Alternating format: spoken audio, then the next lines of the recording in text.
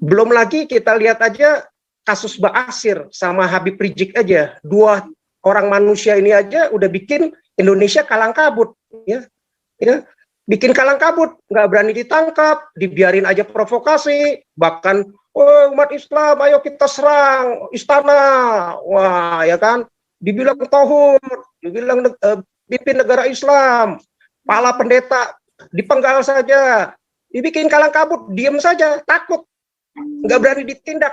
Memalukan, sungguh-sungguh memalukan negara yang berpenduduk 270 juta hanya gara-gara dua orang Islam ini yang memprovokasi dengan kebodohannya diam, ya, nggak bisa apa-apa, memalukan.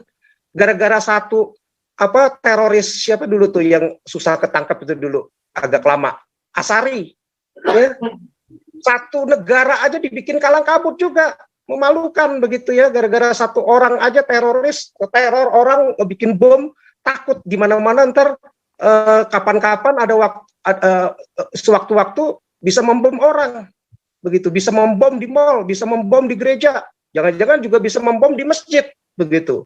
Ya mungkin Asari nggak akan bom di masjid lah ya. Nah mungkin kalau yang kayak Taliban kemarin ngebom di Pakistan, bisa jadi ISIS ngebom di masjidnya juga bisa, begitu ya. Apalagi kalau berbeda paham, begitu. Jadi bodoh begitu, kasus-kasus first travel lah, ya, kasus-kasus pengen kaya instan, ngikutin arisan multi level, ya semua mau gampang dibodohi, ya, kasus Dimas Kanjeng itu penggandaan uang, ya, berapa ribu orang, ya, bahkan sekelas Marwah Daud aja, profesor dokter yang Islam, ya, mantan penasehat ekonominya Soeharto bisa dibodohi. Ya, Pak Paul, terima kasih. Shalom. Selamat malam. Shalom. Jelas ya suara ya, kalau nggak jelas nanti kasih. Ya, jadi memang Indonesia ini harus dimerdekakan dari Islam, bahkan dunia kalau mau maju dan damai harus dimerdekakan dari Islam.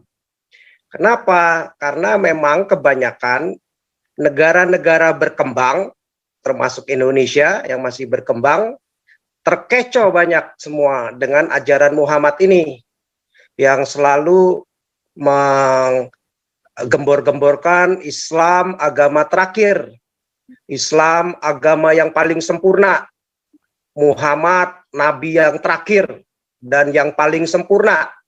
Nah, ini udah cacat logika dan cacat nalar, dan buat orang-orang cerdas dan pintar, buat orang-orang barat ya, yang logikanya dan nalarnya maju, wawasan dan literasinya bagus, nggak akan gampang dibodohi, ya, termasuk orang-orang Kristen, ya, orang-orang Buddha, orang-orang Hindu, orang-orang yang berwawasan, ya, itu hanyalah kebodohan dan orang idiot saja yang literasinya minim, di mana ajarannya bisa sempurna, bisa dibilang sempurna, ya, di mana Islam bisa dibilang sempurna, yang ada terbalik semua, ya, kebarbaran, intimidasi, kekerasan, pembunuhan, selalu maunya bermusuhan, ngajarin orang jadi egois, mau menang sendiri, nggak mau kalah, ya. Nah, mana ada begitu, ya, nggak ada sempurna-sempurnanya, orang idiot aja yang mau dibodohi. Orang kayak begitu, ajaran kayak begitu, agama kayak begitu dibilang sempurna, ya tolonglah, ya. Nah, tapi kita bersyukurlah berkat internet ini, takia ini, dan kebodohan-kebodohan ini akan segera berakhir, akan segera dicerahkan, akan segera dibukakan kedok-kedok itu, ya. Jadi kalau agama-agama non-Islam seperti Hindu, seperti Buddha, Kristen, Konghucu atau aliran kepercayaan, ya, itu nggak pernah menimbulkan akibat-akibat yang negatif sampai begitu banyaknya seperti akibat negatif yang ditimbulkan oleh Islam, ya, karena memelihara Islam ini di negeri ini atau di negara-negara manapun ya yang memegang ajaran Islam itu mahal sekali. Betapa mahalnya memelihara Islam itu buat negara-negara dengan ajaran seperti itu ya, yang dipegang erat-erat, kata si Buya Syakur ya, nggak boleh dilepas. Jadi kita mesti cerdas lah sekarang, murtad harus berani, kata Buya Syakur. Kalau enggak ya mahal bayarannya ya, pembodohan. Dan makanya negara-negara itu jadi nggak maju, bodoh-bodoh, gampang dibodohi, nggak bisa bersaing dengan negara-negara maju. Karena Islam itu menghamburkan banyak resources ya, sumber daya negara itu, seperti tenaga kita, pikiran kita, waktu kita, biayanya juga mungkin udah ratusan ribu triliun kali ya habis ini gara-gara Islam ya, gara-gara ajaran ini. Bebannya itu tapi masih nggak disadari, masih kurang dimengerti oleh masyarakat umum, terutama Islam ya, terutama kaum Muslim. Bahkan juga banyak juga yang masih dengan ajaran ini ramatan, ajaran ini sempurna masih ya, gitu ya. Itu ya karena yang masih males baca, yang literasinya wawasannya sempit ya, literasinya kurang baca begitu. Jadi nggak kurang tahu sejarah, cuman katanya dengar aja, hanya hafalan saja bahasa Arab, tapi nggak ngerti artinya, sehingga nggak bisa punya kemampuan menganalisa informasi dan data sejarah ya, fakta gitu, untuk mengerti sehingga tidak gampang dibodohi, tahu menangkap kebenaran, bisa mengolah akal pikiran mereka, akal budi mereka bisa mengolah semua data informasi itu, benar nggak itu positif atau itu negatif begitu. Jadi memang bagus channel kita, salah satunya ya lewat internet juga di seluruh dunia, untuk menyadarkan betapa bahayanya yang ditimbulkan Islam ya. Jadi udah terbukti ya, semenjak Prabu Wijaya tadi Pak Paul katakan ya, sejak zaman Majapahit ya, mengalami kemunduran justru ya, padahal dulu Majapahit luar biasa disegani begitu ya, berkibar. Malah sekarang Indonesia mundur begitu, digerilya dengan budaya Arab, dibuat mabok agama Islam ya. Majapahit itu dulu udah jaya, levelnya internasional begitu. Kita mana level internasional kita ya? Bahkan sudah mulai disalib sama negara-negara yang baru merdeka seperti Vietnam begitu.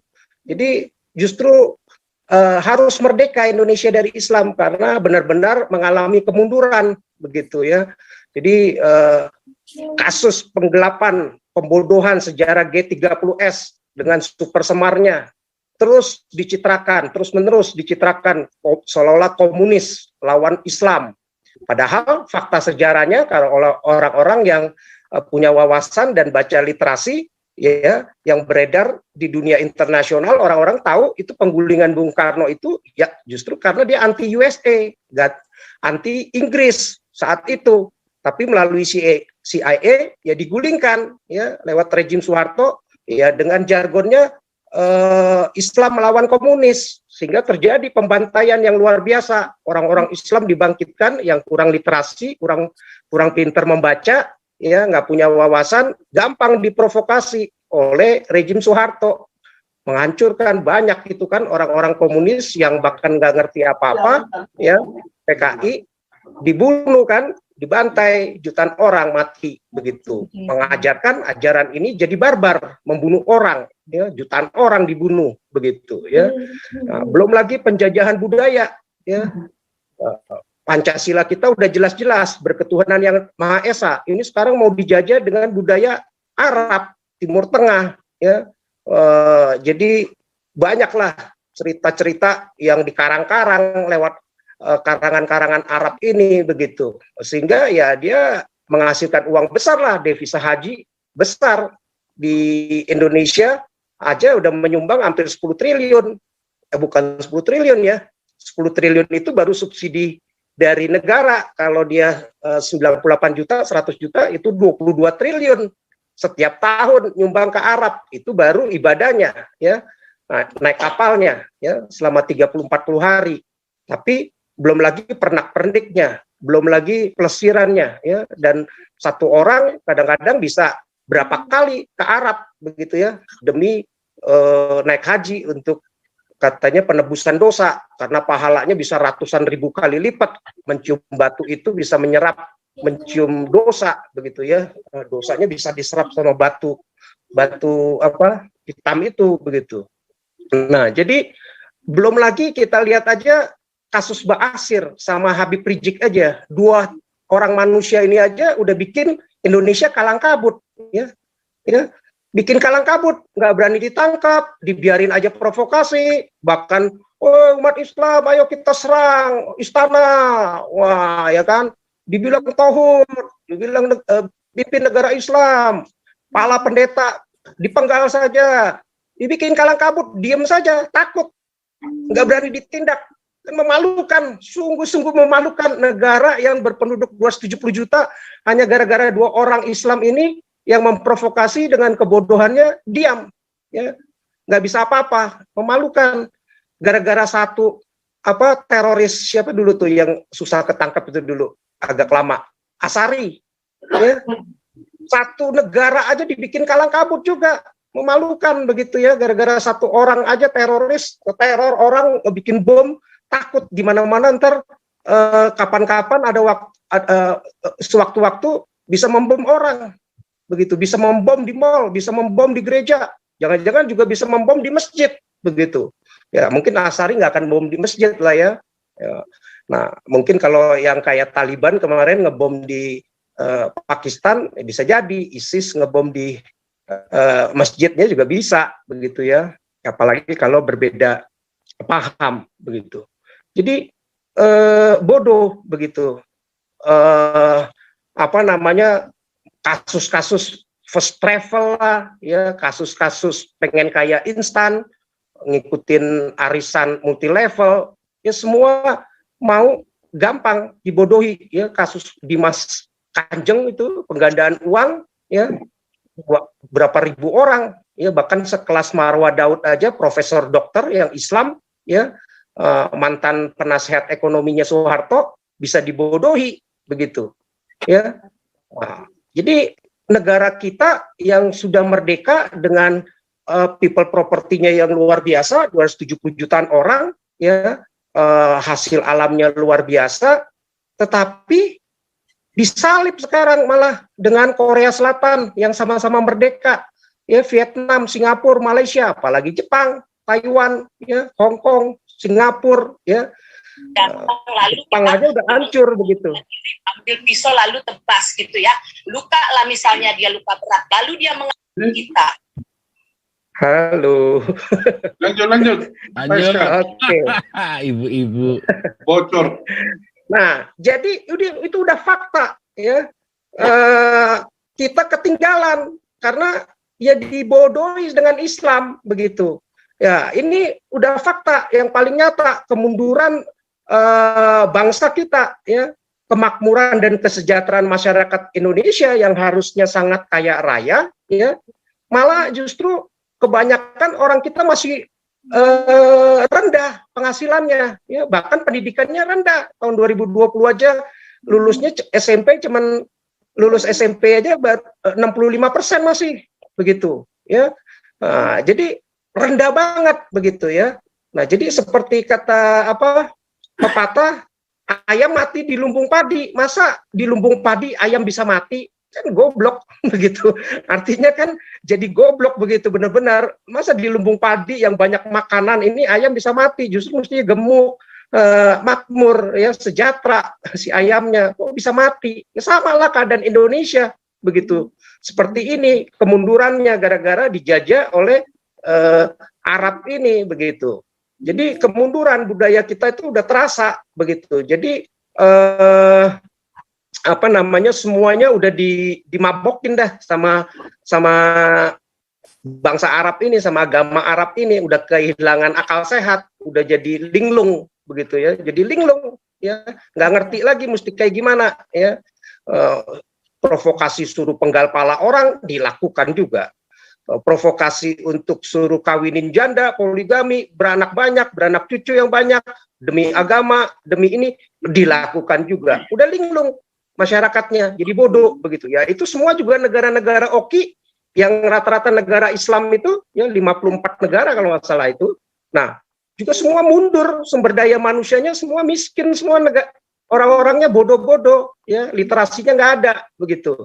Jadi sampai siapapun presiden Indonesia ya dipastikan akan menemui kesulitan untuk memajukan dan memakmurkan bangsa dan negara Indonesia, ya mengingat dominasi Islam pada sistem berbangsa dan bernegara. Dia mau mendominasi, ya mau menguasai semua aturan-aturan, semua diaturin sama perda-perda syariahnya dia begitu ya. Begitu sama di negara-negara oki, negara-negara yang Islam, ya begitu di Pakistan, di Iran, semuanya mau mendominasi, ya sehingga nggak ada yang maju. Ya. Tunisia udah mulai sadar, Arab Saudi sekarang bagus juga, udah mulai sadar, ya pembodohan sekarang mesti negara yang modern, mesti tiru Barat, ya baru maju. Ya dengan sistem sekularisasi sekarang bagus begitu, dia meniru Uni Emirat Arab yang dulunya naik kota sekarang maju luar biasa, dan lama-lama rakyatnya sudah semakin lebih cerdas, lebih pintar bahasa Inggris, ya kalau di Arab kan cuman bahasa Arab doang, lama-lama mereka udah mulai mengerti Inggris sehingga pergaulan dunia pun mereka tahu, dan literasinya juga cukup membuka wawasan mereka begitu.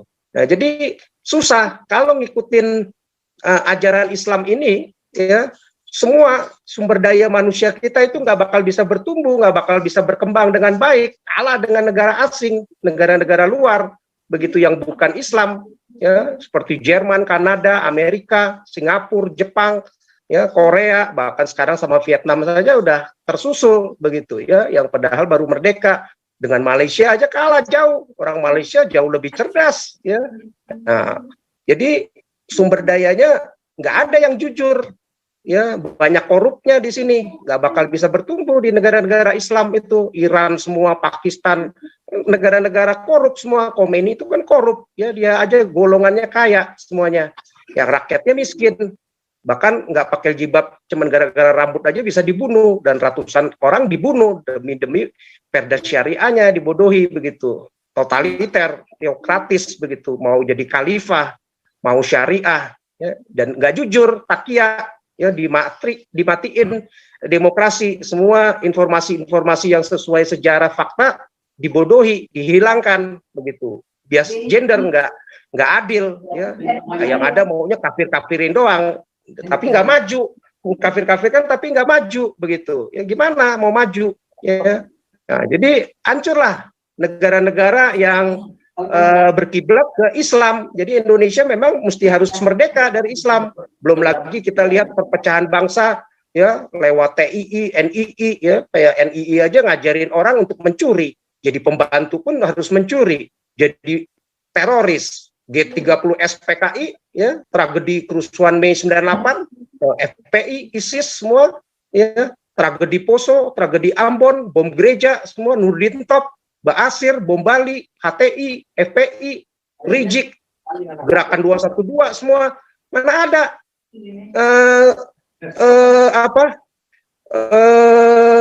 yang bagus-bagus, yang positif, yang ada mengancam perpecahan bangsa. Ya, mereka semua gembor ini pakai ajaran Islam, ya.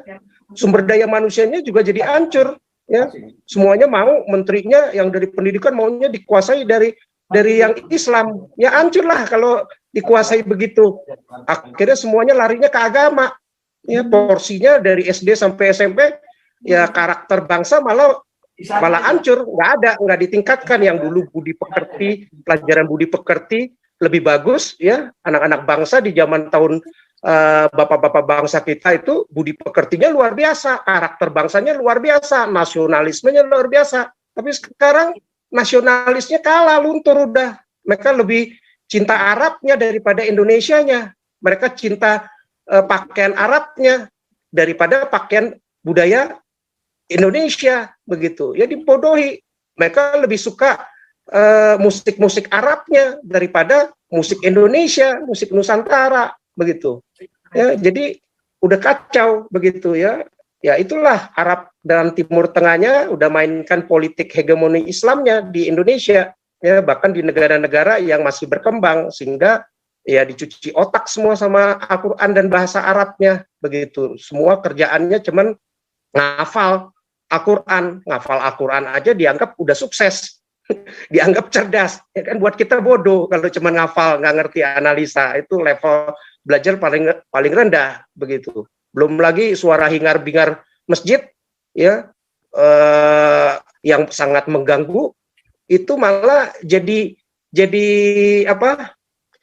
Jadi kalau buat kita itu kan manusia yang egois begitu ya, mengganggu orang, ketertiban. Tapi mereka nggak tahu diri, mereka anggap itu justru sebagai ibadah, sebagai amal ibadah dia, sebagai pahala yang mesti dibelain, ya.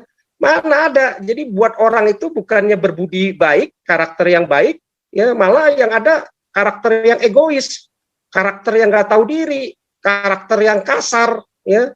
Kalau ditegur, malah yang ditegur dipenjarakan kemarin 2 tahun, dan negara yang memenjarakannya kan jadi bodoh negaranya, begitu. Nggak ada respeknya, nggak ada menghormatinya. Mana ada ajarannya itu menghormati. Orang puasa aja kan seperti Pak Paul bilang, Satpol PP-nya aja bisa datang, bisa nutup, ya kan? Nggak ada, jolim malah yang ada ajarannya, ya nggak ada begitu. Jadi bahasa-bahasa daerah, bahasa-bahasa nasional sekarang mulai diajarkan di sekolah-sekolah, seragam sekolah aja pakaiannya udah mesti ikutin yang model-model Arab, ya, bahasa daerah, bahasa nasional. Sekarang pakaian nasional, pakaian daerah digantikan, dikalahkan oleh bahasa pakaian Arab, budaya-budaya Arab begitu.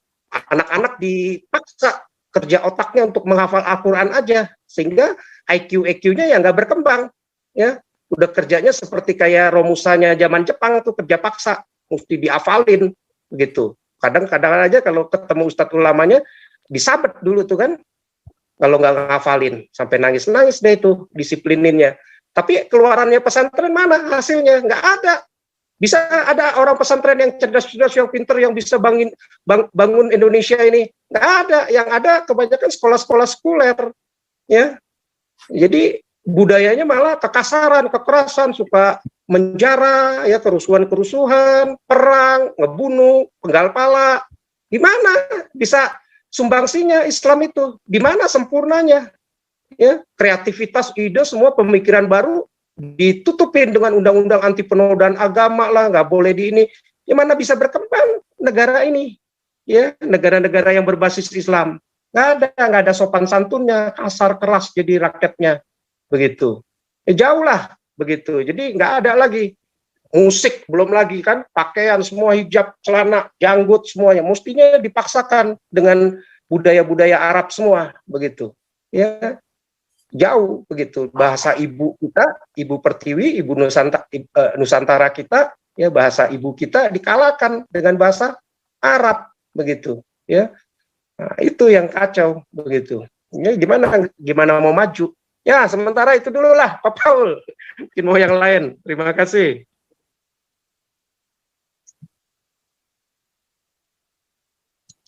Halo. Lanjut. Santi Amer.